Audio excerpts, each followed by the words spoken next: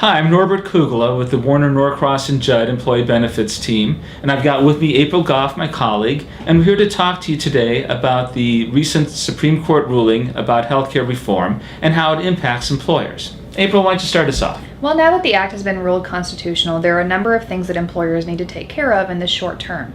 The first of which is for non-grandfathered group health plans for plan years beginning on or after August 1st of 2012.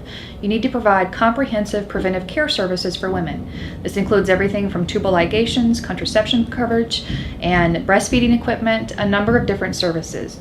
And those have to be provided with no cost sharing, which means no deductible, and no co-payments for employees.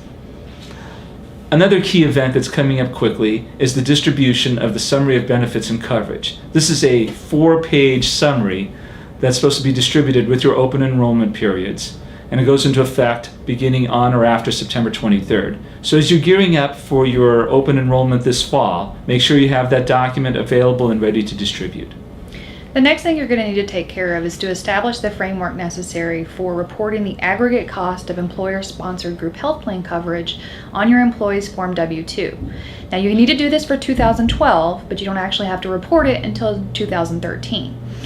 When you do report it, you're going to report it on Box 12 using code DD, and this is only a requirement for you if you have 250 or more employees. If you have less than that, you will eventually have to take care of this, but we don't know exactly when that will go into effect for you yet. Another issue that's coming up is a limitation on how much employees can contribute to their health flexible spending accounts. Starting in January 1st of 2013, there's a $2,500 limit on how much employees can contribute. So between now and then, you should look at your plan and see if it needs to be amended to reflect this new limitation, and then also make sure you communicate that to your employees. The next thing you'll need to take care of is now the Medicare Part D subsidy is going to be taxable for employers.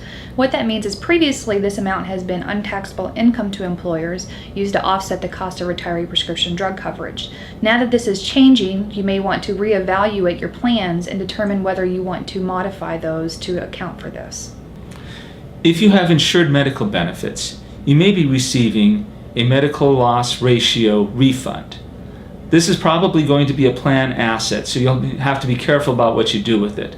If you try to distribute it to your employees, it's probably going to be taxable income to them, and there's going to be withholding consequences, and it can get very complicated. Perhaps the best thing to do with it is simply to reduce premiums for employees. The next thing is the Medicare payroll tax for high-income individuals will need to increase starting January 1st, 2013 by 0.9%. So you'll need to change that in your payroll to make sure that you're properly accounting for this increase in tax. Finally, as I think you all know by now, we're supposed to have health exchanges up and running starting in 2014. They're supposed to have open enrollment periods next fall, and in March of 2013, you'll need to send a notification to your employees notifying them about these exchanges and the fact that they can obtain insurance through them. And these are just the short-term things you'll need to take care of. There are a lot more longer-term deadlines that are looming, as well as other regulations that will be forthcoming from the government agencies now that the Act has finally been ruled constitutional. We'll keep you updated about new developments, but in the meantime, if you have any questions, feel free to reach out to either one of us or to any other member of the Healthcare Reform Task Force or the Employee Benefits Department.